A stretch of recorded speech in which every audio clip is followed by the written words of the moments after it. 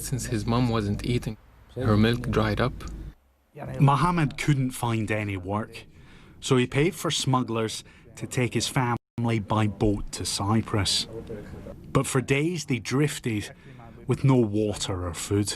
I filled up a bottle with seawater and he kept drinking from it. But then he was crying. He was going crazy. I thought, what am I going to do? He's going to die.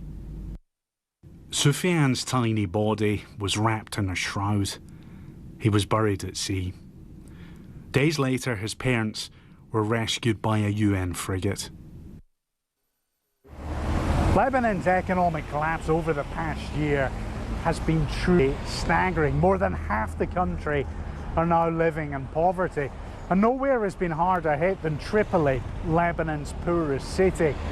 The growing sense of desperation felt here means some families are prepared to risk everything.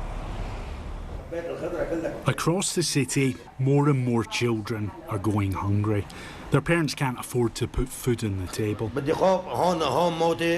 We're not scared of the sea anymore, says Walid. Whether we stay or go, we're dead either way. He's planning to try and take his 8 children to Europe. After his body was recovered, Sufyan was buried in his home city of Tripoli. The only reason we left, said his dad, was so Sufyan could have a future. That report by the BBC's Martin Patience. Well, since the beginning of the pandemic, we've been told that washing our hands is one of the key ways we can prevent the spread of the coronavirus, obviously.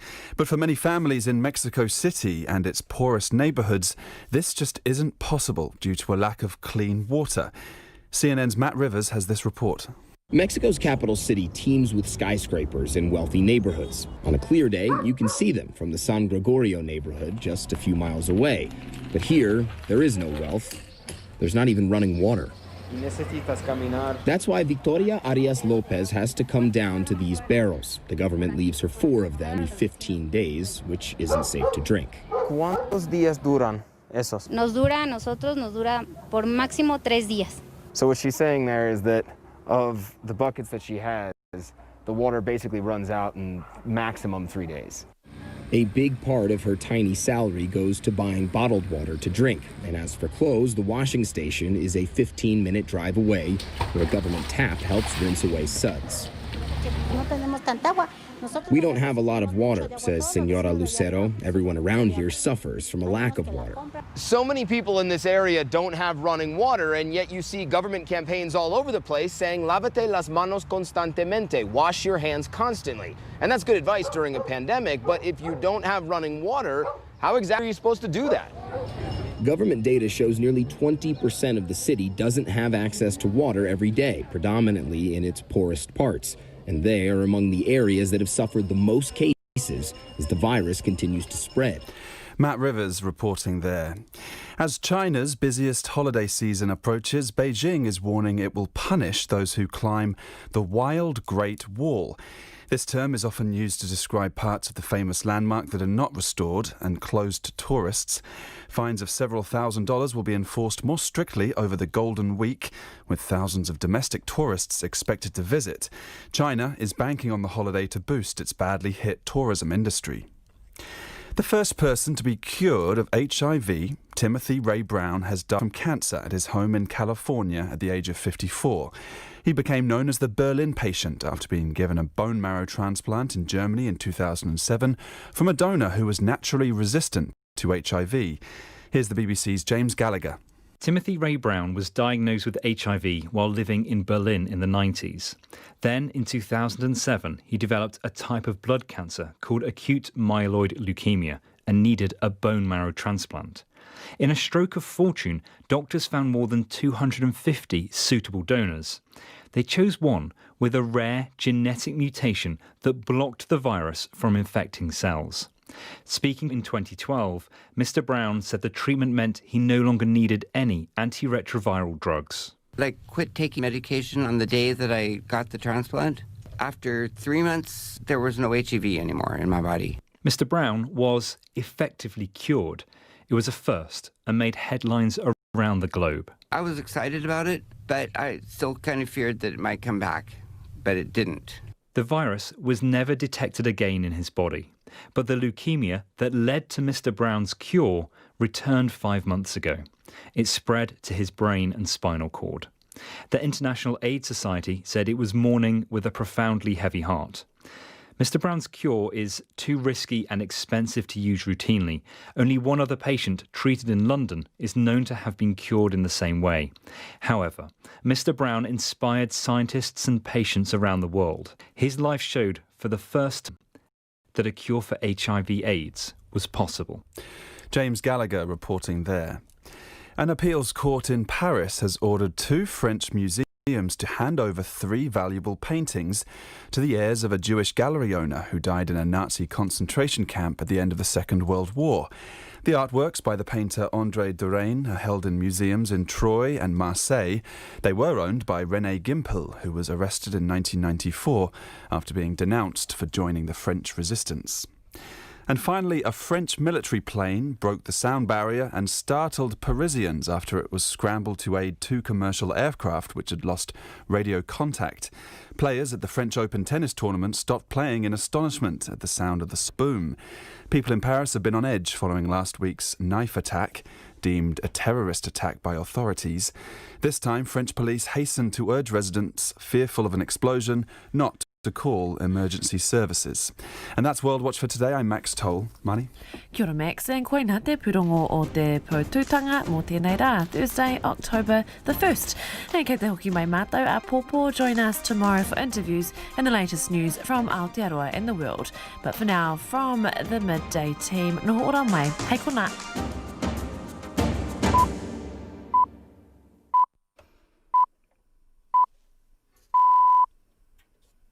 RNZ News at 1, good afternoon, ko Kainwin Curtis tēnei.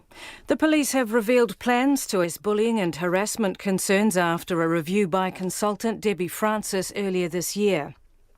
The review came after RNZ spoke to more than 150 current or former sworn or non-sworn staff who said bullying was rife in the police. A new complaints system will be trialled in November, replacing the Speak Up system with a restorative justice process. Ms Francis said an external complaints system should be in place, but instead the police are implementing a new internal system. The police want to have all recommendations in place by July next year. The Treasury says poor decisions by the management of the Canterbury District Health Board have led to its ballooning deficit.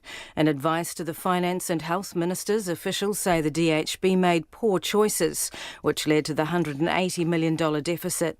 The board says delays in the acute services building development are the cause of the deficit, but the Treasury believes the problems are wider than that. Officials say the delay in the new building should have just a small impact on the DHB's finances. The manager of the Bay of Islands Marina says the yacht that sailed illegally into New Zealand last week remains secured at Opua. The crew's application for an exemption was denied by the Ministry of Health after they'd already set sail for New Zealand. The 16-metre ketch Anita was intercepted by customs last week as it arrived in Opua, and the 3 Germans on board have since been taken into custody. The crew are due to fly out of the country today. A sociologist predicts there will be a growing need for more beds in aged care facilities as the population ages. Sociology professor Paul Spoonley told a conference on ageing today that within a decade, 1 in 4 New Zealanders will be over the age of 65. He says in 6 years there needs to be 12,000 more long-term aged care beds, and that number could go up to 20,000. Are we prepared for this? How are we going to pay for this? Who's going to? Tēnā koutou katoa. I'm Caroline McElnay and I'm Director of Public Health, and I'm just going to give you an update on today's numbers and happy to take questions afterwards. So today there are 12 new cases of COVID-19 to report, all detected in managed isolation. All have been transferred to a dedicated quarantine facility. There are no new cases in the community. 10 of the 12 new cases arrived from India on the 26th of September on flight AI 1354, and tested positive around day 3 of their time in managed isolation. We can report that the cases were spread out throughout the plane on their flight to New Zealand, sitting between rows 14 and 41. We acknowledge that this is a high number of cases, and it reflects that most of the rest of the world continues to experience high levels of COVID-19. This also re-emphasises why we have strong border control measures in place, including day 3 and day 12 testing, to keep New Zealand and New Zealanders safe. Of today's other cases, one case arrived from the US on the 26th of September and tested positive around day 3 of their time in managed isolation. And the 12th case arrived from the Philippines via Taiwan on the 23rd of September and was tested because they were a contact of another case. They tested positive on the 30th of September. There are 14 people currently isolating in the Auckland quarantine facility from the community, which includes 5 people who tested positive for COVID-19 and their household contacts. We currently have 1 person in hospital with COVID-19, and that's at Middlemore Hospital. They are in isolation on a general ward.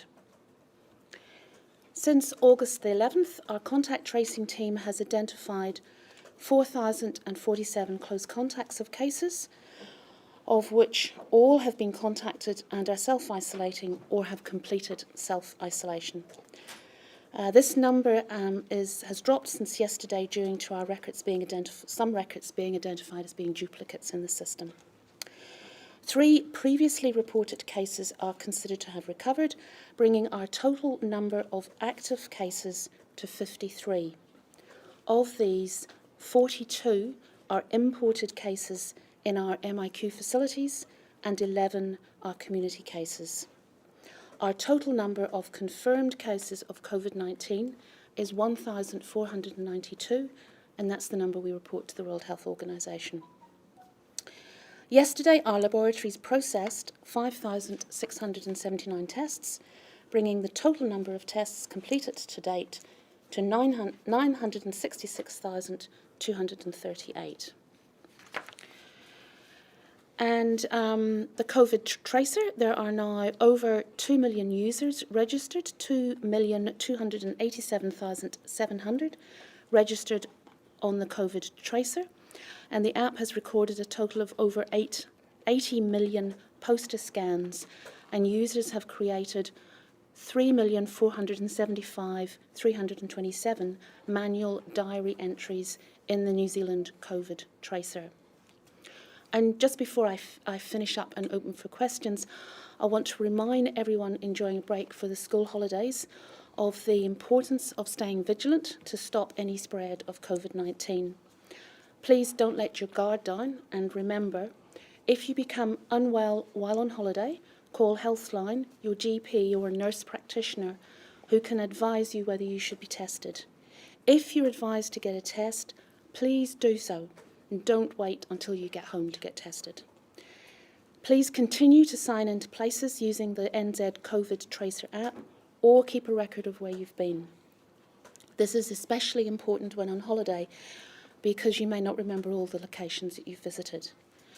And lastly, continue to maintain good hygiene practices, including washing and drying your hands, or use hand sanitizer if you're unable to wash your hands.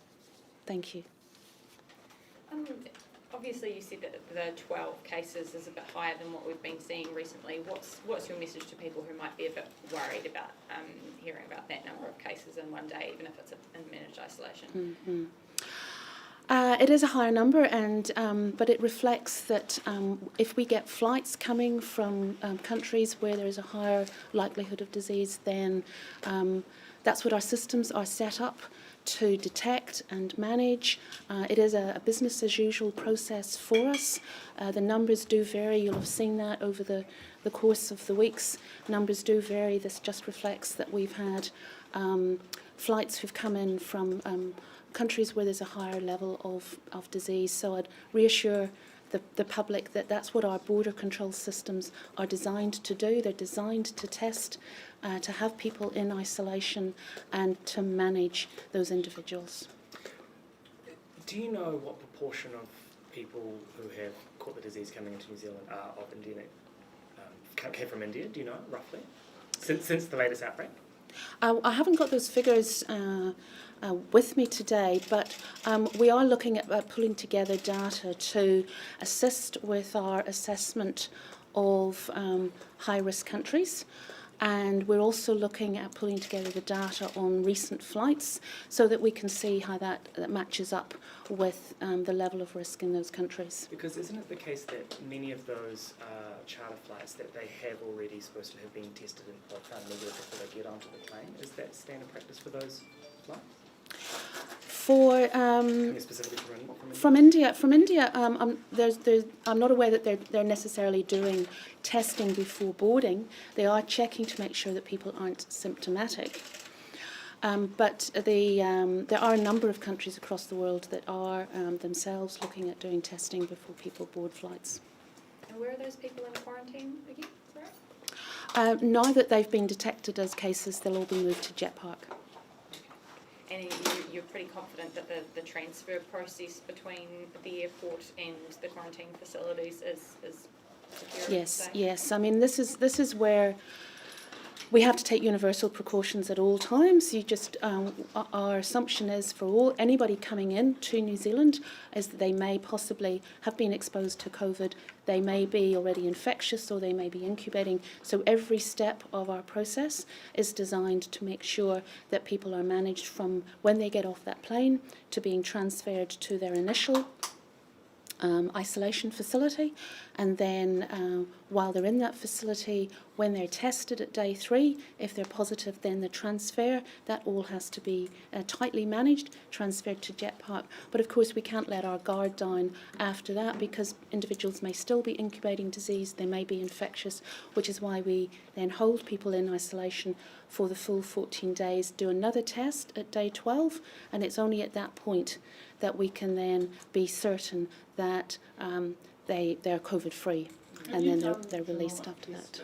And would that show whether they were more likely to have caught it on the plane rather than perhaps all coming from different households? Yeah, we are doing genomic testing of all the cases that are coming into New Zealand, and the genomic testing is really useful at helping us work out a chain of transmission.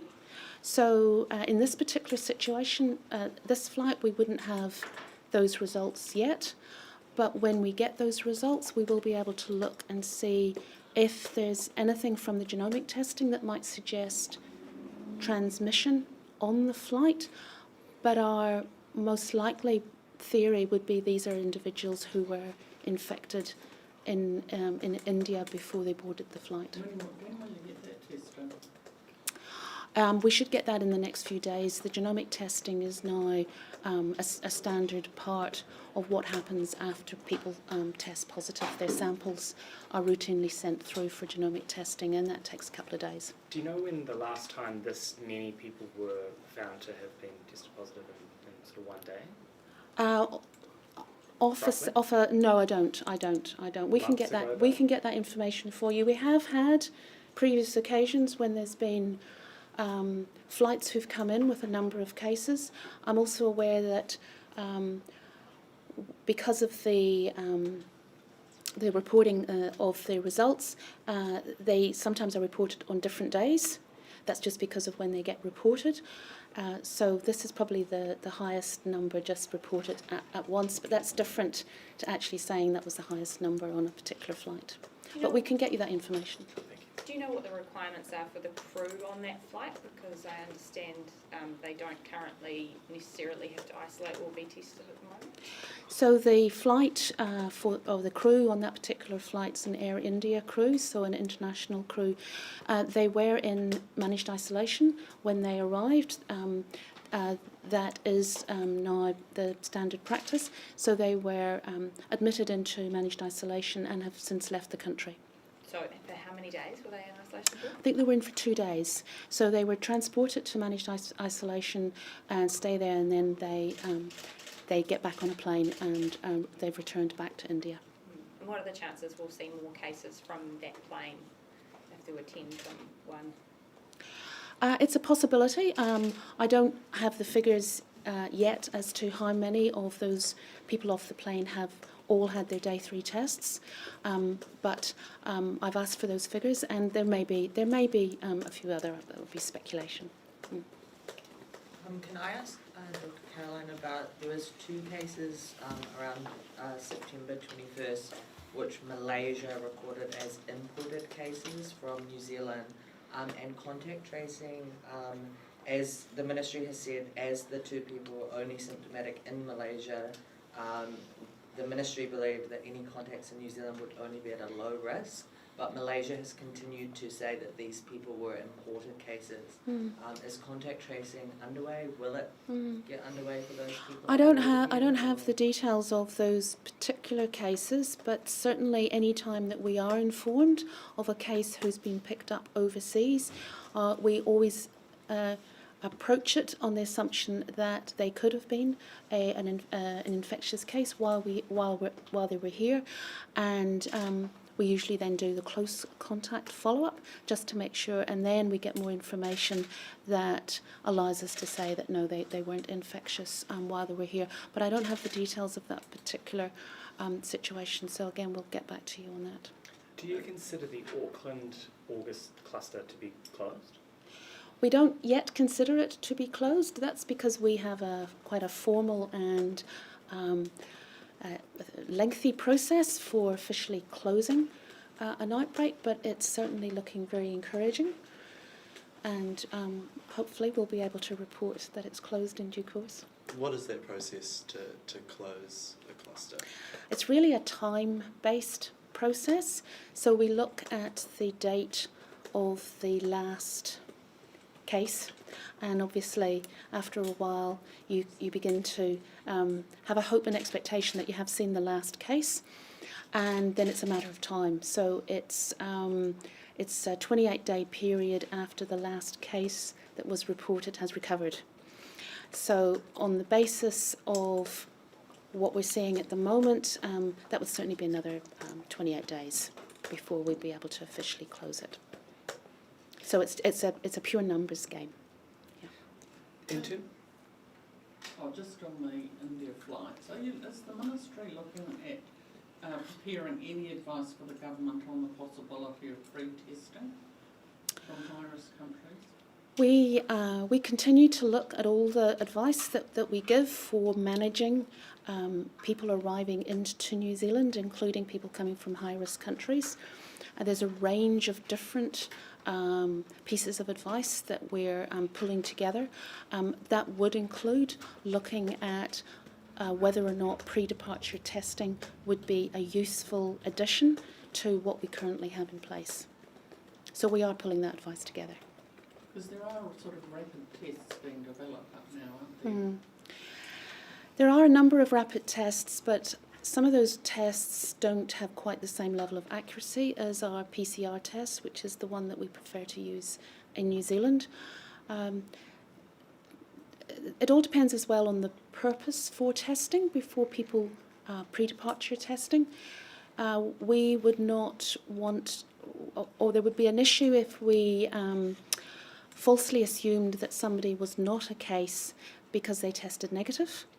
We would still have to manage them the way in which we do at the moment, which is everyone required to go into isolation for 14 days. There may potentially be some useful if someone tested positive, but then we would have to, the implication for the individual is that they would not then be able to get on board the plane. So again, it's about the availability of testing in those different countries in terms of whether it actually makes any significant difference to what we do in New Zealand and how we're managing the process. And I think what we've got in place at the moment is a very good approach to managing our risk. We've seen that with the number of returnees that we have seen coming into New Zealand, but we can always look at how we can just tighten that and make it better, and that's the advice that we will be providing. Judith Collins is pretty determined to introduce that pre-departure testing. Is it just too far-fetched if her party was to get into government to introduce something like that? Well, I can't comment on any particular political statements that have been made by leaders, but certainly it is looking at how we can constantly improve our processes is something that we as health officials will be doing. At this stage, though, could pre-departure testing improve our strategy? Pre-departure testing is certainly something to look at. A number of other countries do that. The countries that currently do that do tend to be countries that have limited in-country systems to be able to deal with cases.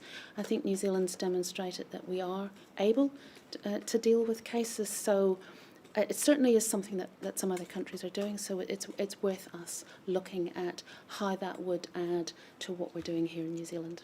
Are the conditions there for Auckland to move to level 1, and if that move is made, are going to be any changes to the settings around the rooms in terms of gathering sizes? I can't make any comment on that. That will be an announcement that the Prime Minister makes. Is one of today's cases, Dr. Caroline, a baby under the age of 1? I'm not able to comment. I'm not able to comment on individual cases. I do have those details, but I can't make any comment at this point. Yeah. Is the ministry coming up with like a specific action plan for if there's an outbreak over the summer months, if there's less compliance in terms of staying at home, like what we've seen overseas? The ministry, along with the All of Government group that has been managing the response to COVID, we are constantly reviewing our plans for any outbreak, any resurgence, a range of different scenarios. That's very active work that's underway at the moment and will continue. And certainly, looking as we move into the summer months, what that would mean and what some of the challenges might be is something that we do have to consider. How is the Bluetooth card test going at the moment, and is it coming to an end of its trial? Has it been a good successful? Can you tell us? I'm sorry, I don't have information on that, but again, our comms team can come back to you with specifics on that. I've got a couple more questions. For the babies that are under the age of 1 or kind of in that kind of demographic, how are they tested, and are they tested? In general, they're not always tested, and nor do they necessarily need to be tested. I mean, the primary purpose for testing in a facility, if that's your question, is whether someone moves from isolation to quarantine. And actually, it doesn't really make a lot of difference because they're still required to be in a facility for the 14-day period. So in a situation with a baby, often if the parents have been tested and they're test positive, there's not necessarily a need to test the baby because it's just about whether or not the baby you add the baby to the numbers or not. It doesn't change how you manage the situation. But if the baby's positive, would you have to test the baby before they were to leave managed isolation? Not necessarily. And again, that's been advice that we've provided previously around an exemption from testing in order to leave, is that it's not necessarily for those young babies that needs to happen. Usually the babies are part of a family group, and so there's enough information there from the family group. Is that a risk, though, if we're not testing? It's more about the ability to test in babies and the challenges of testing in a baby. And there are some other tests that you can do other than the nasopharyngeal swab, but that is certainly advice that we've had in place since our facilities were first stood up around testing of babies. And so, just last question. Can I ask one for a colleague? Are you aware of sophisticated new modelling being developed by Te Pūnaha Matatini, and do you think it will likely improve our management of future outbreaks? I'm very aware of the modelling that they're doing. They've provided a lot of really useful inputs into us. and not sure exactly what specific modelling you're referring to, but they're very active in what they do, and we at the Ministry of Health really welcome the contributions that they've made. One final question, is that all right? Final question. Just so the head of the UN was talking about countries chipping in from their own funds to fund a global vaccine. Yes. Do you know if New Zealand is planning to join that call and give some money to it? New Zealand has already contributed to the global initiatives around vaccine funding, and I think the Prime Minister made some statements about that a couple of weeks ago, I believe. Yes, but we're very much part of that global initiative. Thank you. Thank you. Thank you.